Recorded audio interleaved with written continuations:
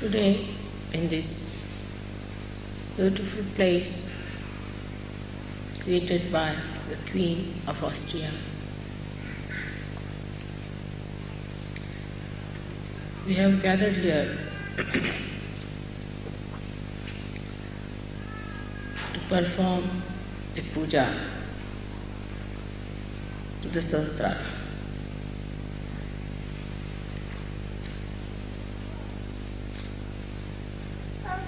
When we enter into the realm of Sahastrara, then only we have right to do the Sahastrara. Before this, nobody talked about Sahastrara. Nobody did any puja to Sahastrara. This is your privilege that you are in the realm of Sahastrara and that you can do this puja. Perform it. It's your right. You are chosen for this. It's a very privileged place for you to enter into the Sahastrara of the Virat, to reside in the brain as cells of that Sahastrara.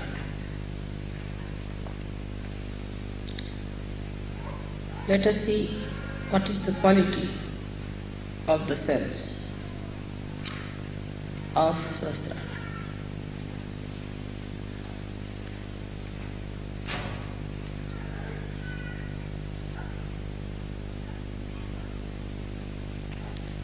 These are specially created cells through the working of the Sahastrara, passing through all the chakras. When they arrive at Sahastrara, they are equipped to handle the brain's activity without getting involved into other elements in the body.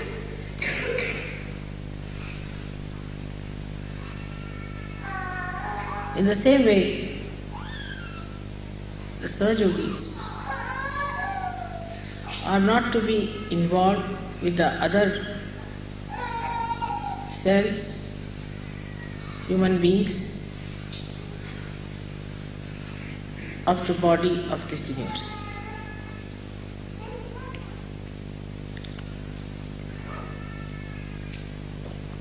The first thing that happens to a Sahajogi at the Sahastrara level, that he becomes beyond Atit.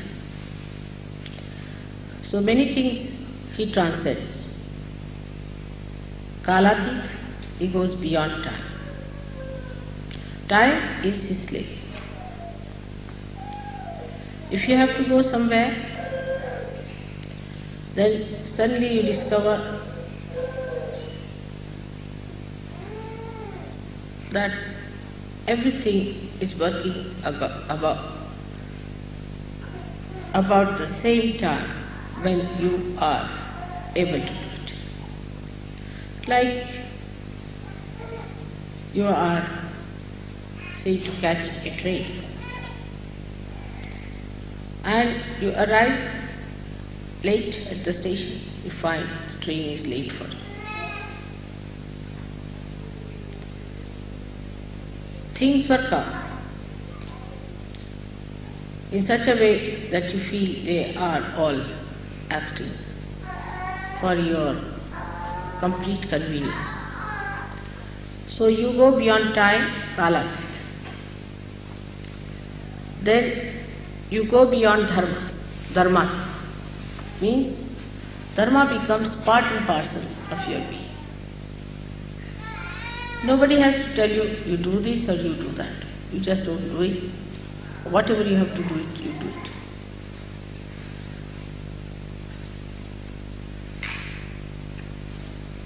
When you go beyond all these dharmas, that are the human dharma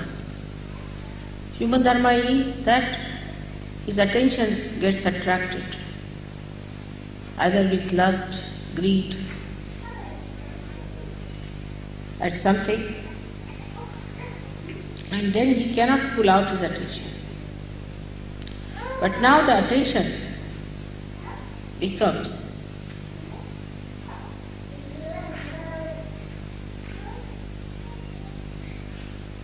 dharma-atit, means the attention loses its dharma. The dharma of the attention are such that we have to put the dharmas taught by the prophets to control them. Because we are coming from the lowest level. So these dharmas exist in our being and start showing. And when they attack us, then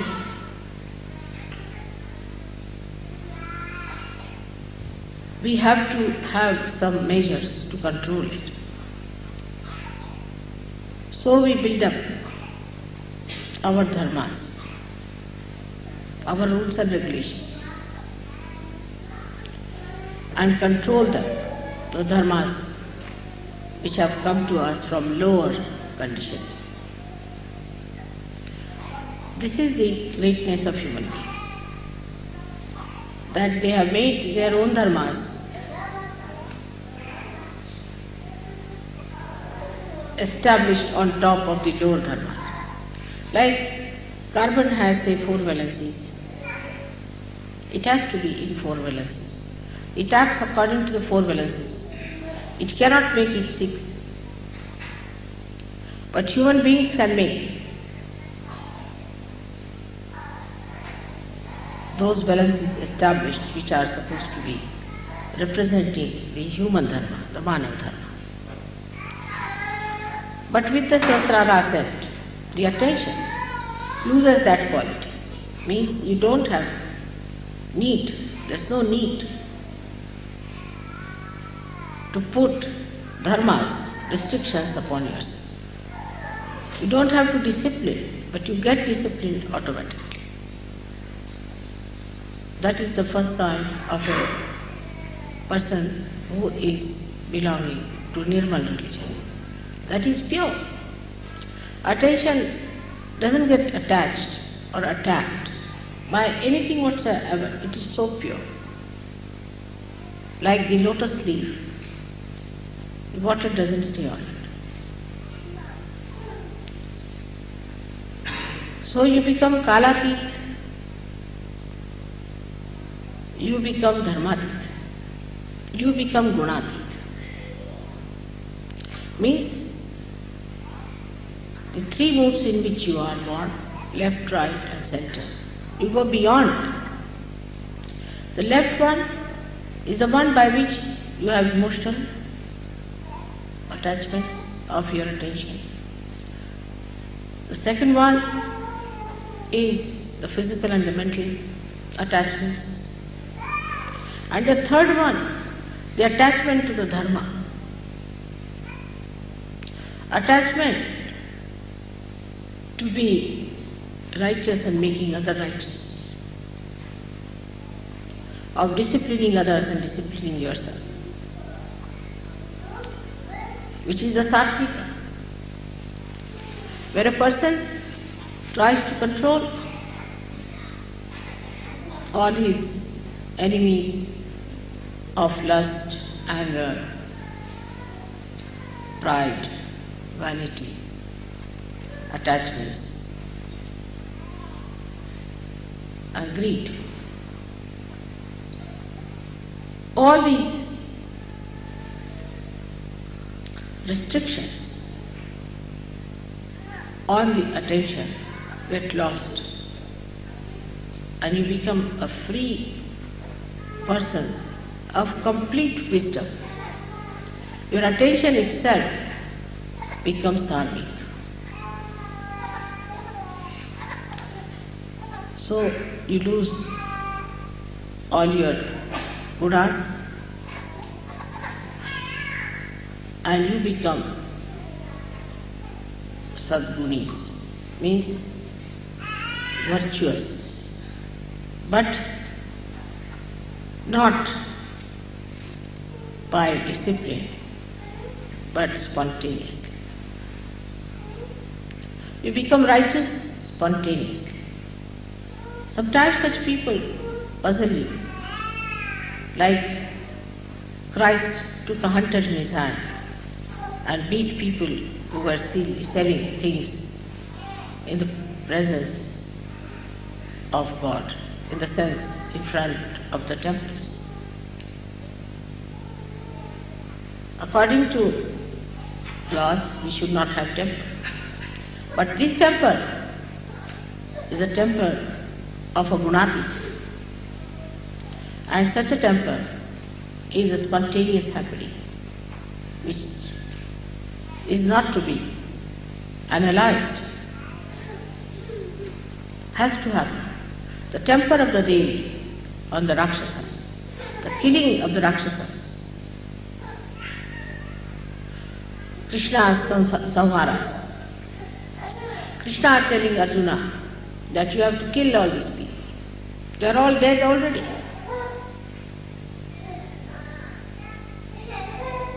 They all get explained because you go beyond. So it's the thief beyond, conditions arise. Only the one who can control is beyond. The one who is in it cannot control it. If you have to pull out a ship, you have to be on the shore. The one who has gone beyond can only do that. So you go beyond, that is a thief.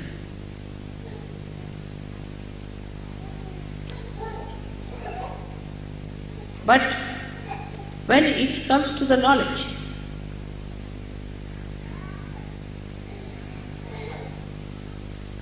about such a person, you cannot think, because such a person is beyond thinking. You cannot describe, because such a person cannot describe.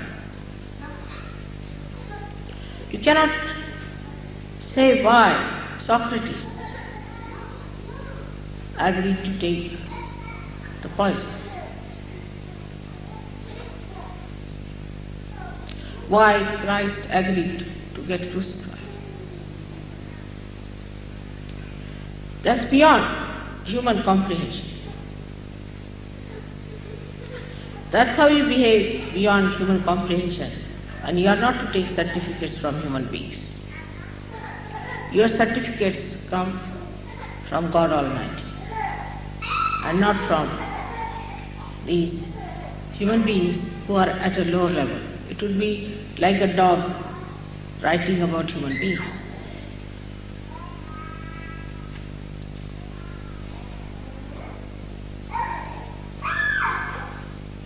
So you reach a state where it can be described with the word means without. Without. So such a person is without thought. He doesn't think.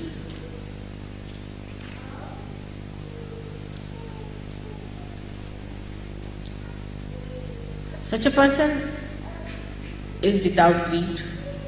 Such a person is without lust, devoid of.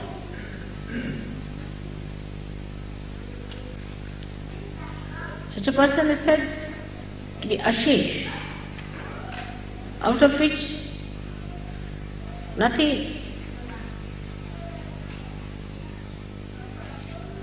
is left out.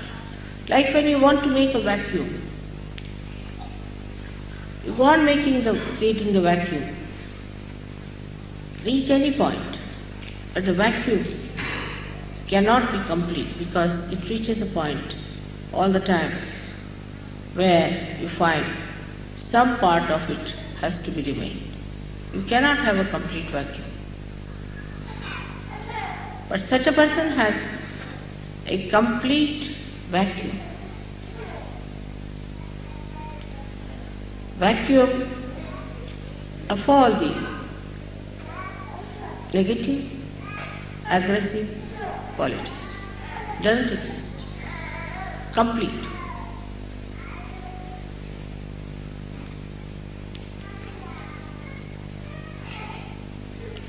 Such a person is eternal being.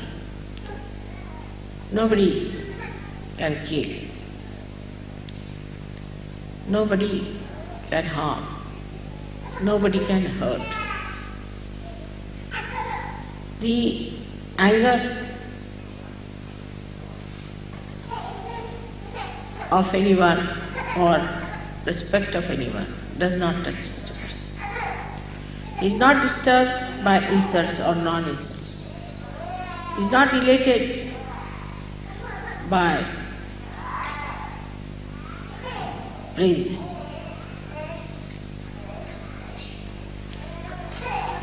Because he is devoid of the capacity to enjoy the wounds of the ego.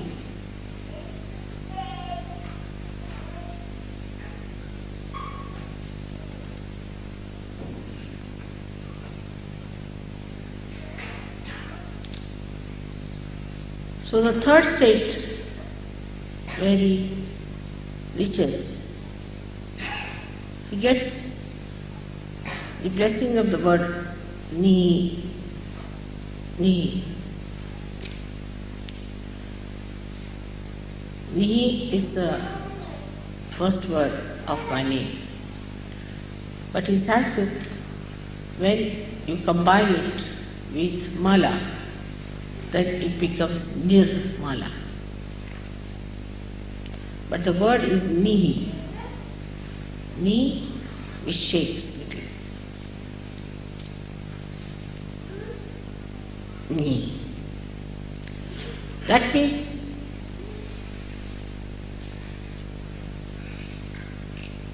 sheer.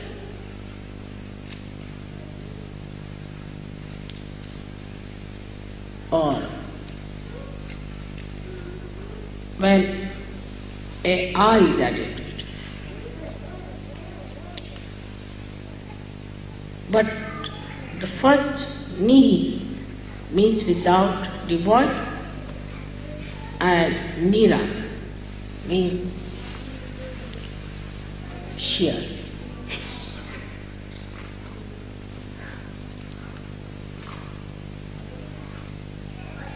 Like when you say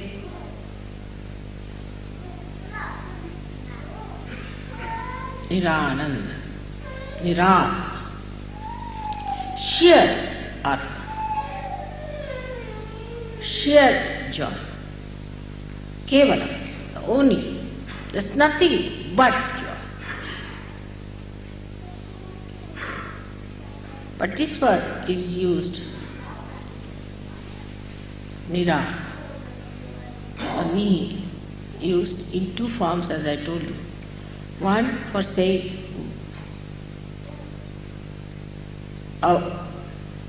without or devoid of. The another form is the only, absolute.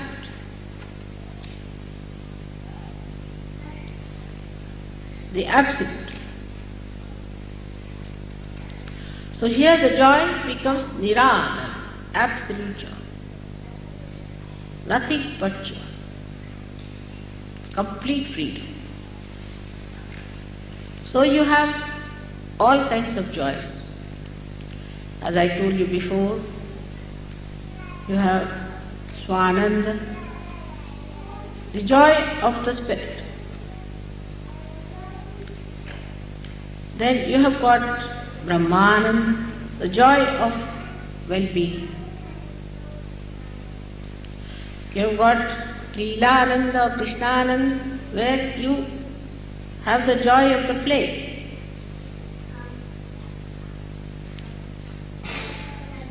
But when you reach the state of Sahastrara, it is Nirananda. means sure, absolute. Though the name Nira is my name, it means absolute. So when you put such an adjective before anything else, it becomes absolute.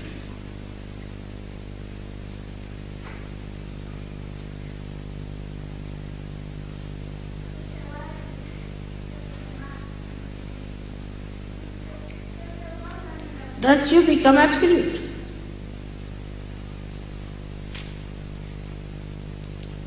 And when you are at that state of absolute,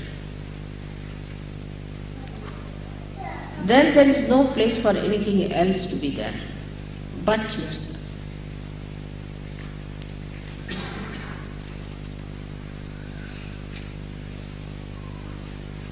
But let us see what is absolute.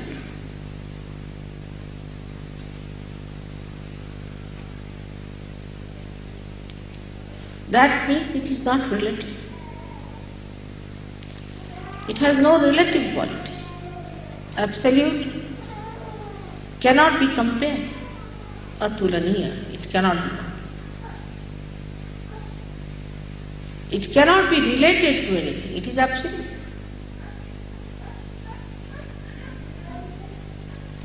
It cannot be comprehended because it cannot be related to anything else through which we can comprehend. It is absolute.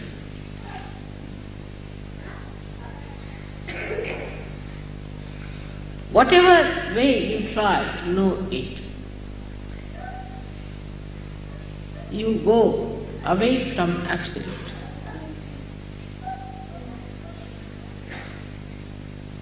Whenever you try to analyze the absolute, you are away from it.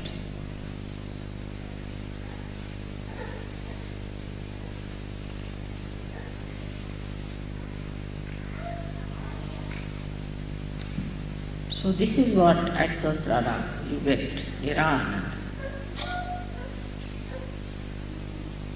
In different stages of Sahaja Yoga, we had to start from Sharira Ananda, means the Ananda of the body.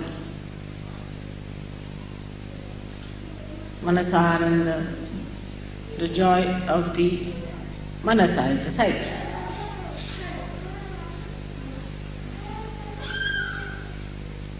Then you can say Ahankara Ananda, where you have to have the satisfaction of the ego. But the state has now to be established within us is of Nirānanda. Then what is the question of fear?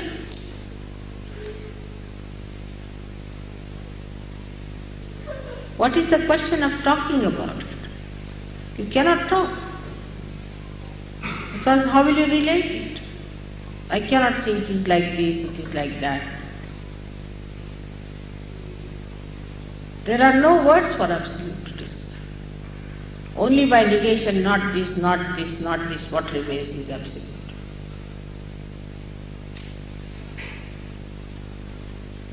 So you reach the state of absolute.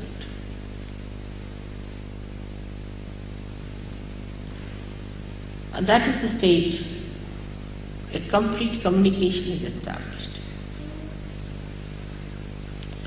And in that communication, you have nobody else but the absolute within you.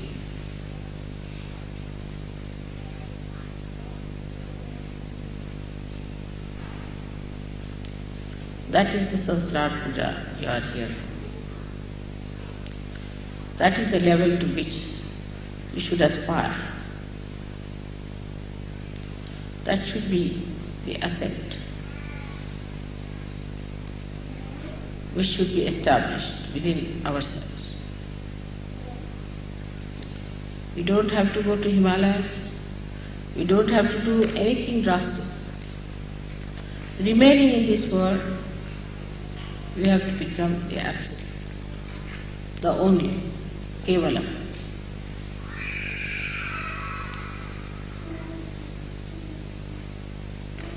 There's nothing like how for it. You just become. You just become like a flower becomes a fruit. It's all built in, within it.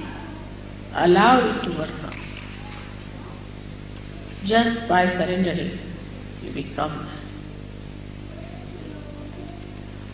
Surrender, and you'll be surprised. You will be at the stage where you will enjoy your absoluteness. It is absolute love. It is absolute compassion. It is absolute power.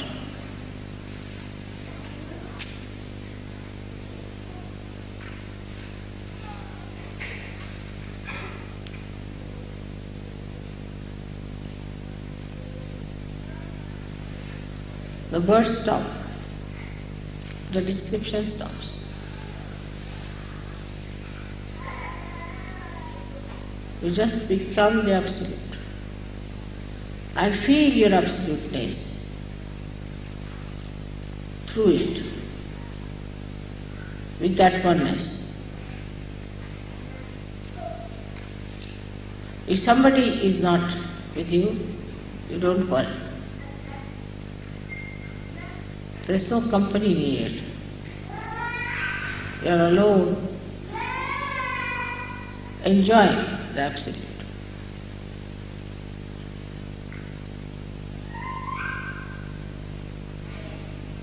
There only you can enjoy the absolute in others also, in the best form, without seeing anything else but the absolute.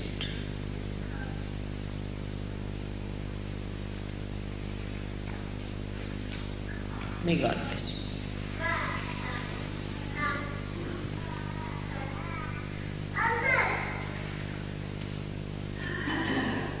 तो ध्यान नहीं लग रहा।